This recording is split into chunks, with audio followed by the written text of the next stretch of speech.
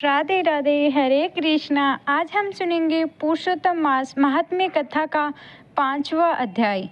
नारद हाथ जोड़कर नेत्रों से बराबर आंसुओं की धारा बहता हुआ धैर्य धारण करके गदगद वाणी से बोला। तो इस प्रकार महामुनि बद्रीनाथ कथा कहकर चुप हो गए। तब श्री नारायण के मुख से कथा सुन भक्तों के ऊपर दया करने वाले नारद मुनि पुनः बोले। इस प्रकार अपनी पूर्ण कला से विराजमान भगवान विष्णु के निर्मल भवन में जाकर भक्ति द्वारा मिलने वाले जगत के समस्त पापों को दूर करने वाले योगियों को भी शीघ्र न मिलने वाले जगत को अभय दान देने वाले ब्रह्मा रूप मुकुंद जहाँ पर थे उनके चरण कमलों की शरण में आया हुआ जी बोले, हे महाभाग, हे तपोवन।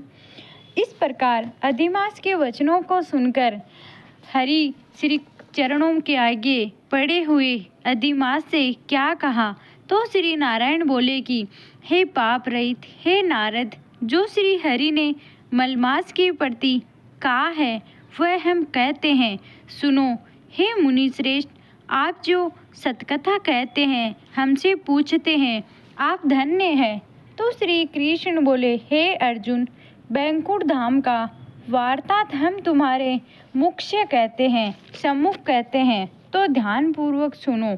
मलमास के मूर्छित हो जाने पर हरि के नेत्र से संकेत पाए हुए गरुड़ मूर्छित मलमास को पंख से हवा करने लगा। हवा लगने पर अधिमास उठकर फिर बोला, हे विभो, यह मुझको नहीं रुचता है। तो अधिमास बोला, हे जगत को उत्पन्न करने वाले, हे विष्णु, हे जगतपते, मेरी रक्षा करो, मेरी रक्षा करो। हे नाथ, मुझ शरण आए हुए की आज कैसे अपेक्षा कर रहे हो। इस प्रकार कहकर कांपते हुए घड़ी घड़ी विलाप करते हुए अधिमास से बैंकुट में बैठ रहने वाले हंसी के हरि बोले। श्री विष्णु बोले, उठो उठो, तुम्हारा कल्याण हो। हे वत्स, विषाद मत करो। हे निरीश्वर, तुम्हारा दुख मुझको दूर होता नहीं ज्ञात होता है।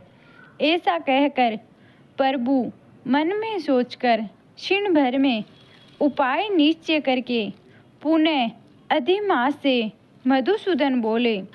श्री विष्णु बोले, हे वत्स, योगियों को जो दुर्बल गोलोक है वहाँ मेरे साथ चलो, जहाँ भगवान श्री कृष्ण पुरुषोत्तम ईश्वर रहते हैं।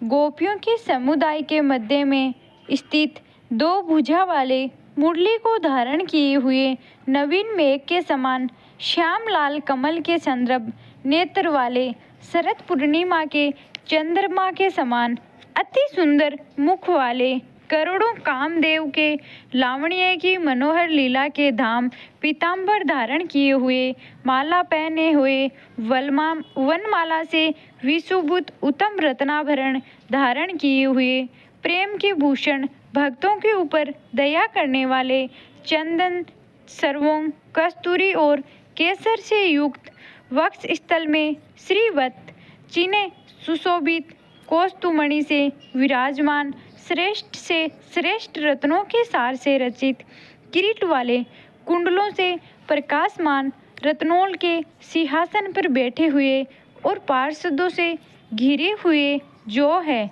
वही पुराण पुरुषोत्तम परम ब्रह्मा है। वे सर्वतंत्र स्वतंत्र है, ब्रह्मांड के बीज, सबके आधार परे से भी परे, निष्प्रह, निर्विकार, परिपूर्णतम, प्रभु माया से परे और सर्वशक्ति संपन्न, गुण रहित, नित्य शरीर। ऐसे प्रभु जिस गोलोक में रहते हैं वहाँ हम दोनों चलते हैं। वहाँ श्री कृष्ण चंद्र तुम्हारा दुख दूर करेंगे। तो श्री नारायण भगवान बोले। ऐसा कहकर अधिमास का हाथ पकड़कर हरि गोलोक को गए। हे मुनि, जहाँ पहले के प्रलय के समय में वे अज्ञान रूप महा अंधकार को दूर करने वाले, ज्ञान रूप मार्ग को दिखाने वाले केवल ज्योति स्वरूप थे, जो ज्योति करोड़ों सूर्यों के समान प्रभा वाले नित्य असंख्य और विश्वव्यापी के कारण थी तथा उन स्वेच्छा में विभु की ही वह अतिरेक की चरम सीमा को प्राप्त थी, जिस ज्योति के अंदर ही मनोहर 3 लोक विराजमान है। हे मुनि, उनके ऊपर अविनाशी ब्रह्मा की तरह गोलोक विराजित है। 3 करोड़ योजन का चौतरफा जिसका विस्तार है और मंडलाकार जिसकी आकृति है, लहलाता हुआ जिसका स्वरूप है तथा उसका मध्य लहलाता हुआ साक्षात मूर्तिमान तेज का स्वरूप है, जिसकी भूमि रत्नमय है। योगियों द्वारा सौपन में भी जो अदृश्य है, परंतु जो विष्णु भगवान के भक्तों से गम्य और दृश्य है।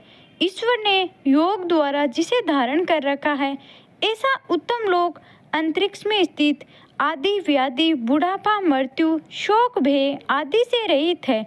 श्रेष्ठ रत्नों से भूषित असंख्य मकानों से शोभित उस गोमुख के नीचे 50 करोड़ योजन के विस्तार के भीतर दाहिने बैंकुट और बाएं उसी के समान मनोहर शिवलोक स्थित है। 1 करोड़ योजन विस्तार के मंडल का बैकुंठ शोभित है। वहाँ बहुत ही सुंदर पीतांबरधारी विष्णु भगवान रहते हैं। उस बैंकुट के रहने वाले शंख चक्र गदा पद्म और धारण किए हुए माँ लक्ष्मी के सहित चतुर्भुज है।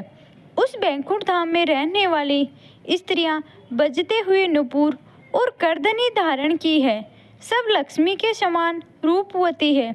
गोलोक के बाएं तरफ जो शिवलोक है, उसका करोड़ योजन विस्तार है और वह परले शून्य है। सृष्टि में पार्षदों से युक्त रहता है। बड़े भाग्यवान शंकर के गण जहाँ निवास करते हैं, शिवलोक में रहते हैं और वहाँ रहने वाले सब लोग सर्वोंग भस्म धारण किए नाग का यज्ञोपवीत पहने रहते हैं। इंद्रचंद्र जिसके मस्तक में सुशोभित है, त्रिशूल और पटिशधारी सब गंगा को प्रणाम करते हैं तथा वहाँ सब गंगा को धारण किए हुए वीर हैं और सबके सब शंकर के समान जयशाली। गोलोक के अंदर अति सुंदर एक ज्योति है। वह ज्योति परम आनंद को देने वाली और बराबर परमानंद का कारण है। योगी लोग बराबर योग द्वारा ज्ञान चक्षु से आनंद जनक निराकार और पर से भी पर उसी ज्योति का ध्यान करते हैं।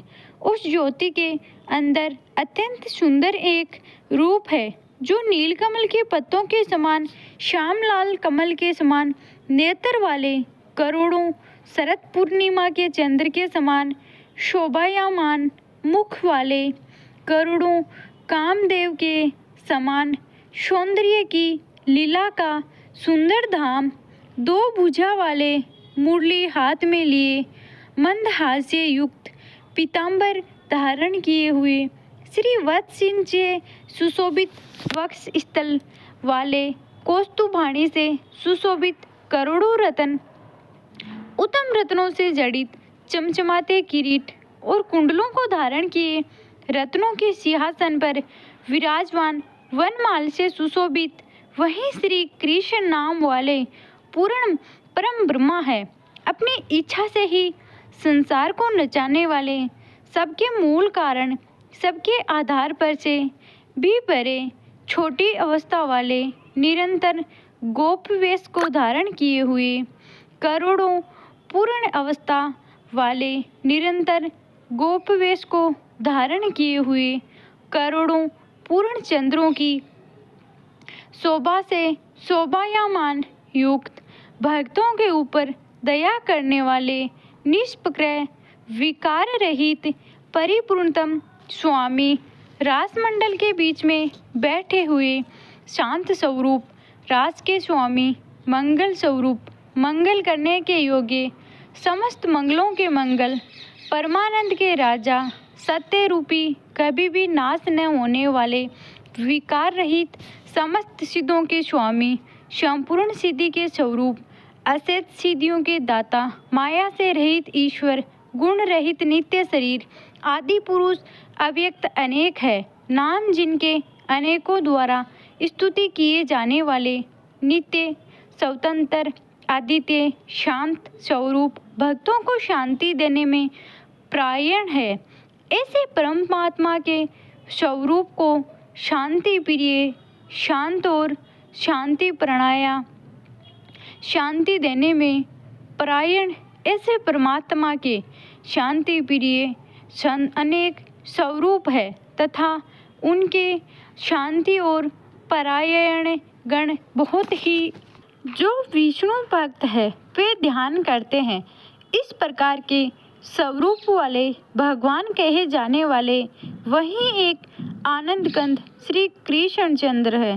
श्री नारायण बोले, ऐसा कहकर भगवान सतव स्वरूप विष्णु अधिमास के साथ लेकर शीघ्र ही परम ब्रह्मायुक्त गोलोक में पहुँचे। तो सूत जी बोले, ऐसा कहकर सात्विक को ग्रहण किए हुए नारायण मुनि के चुप हो जाने पर आनंद सागर पुरुषोत्तम से विविध प्रकार की नई कथाओं की सुनने की इच्छा रखने वाले नारद मुनि उत्कंठा पूर्वक बोले, इति श्री बृहद नारदीय पुरुषोत्तम मास महात्म्य कथा 5वां अध्याय समाप्त हुआ। जय जय श्री राधे।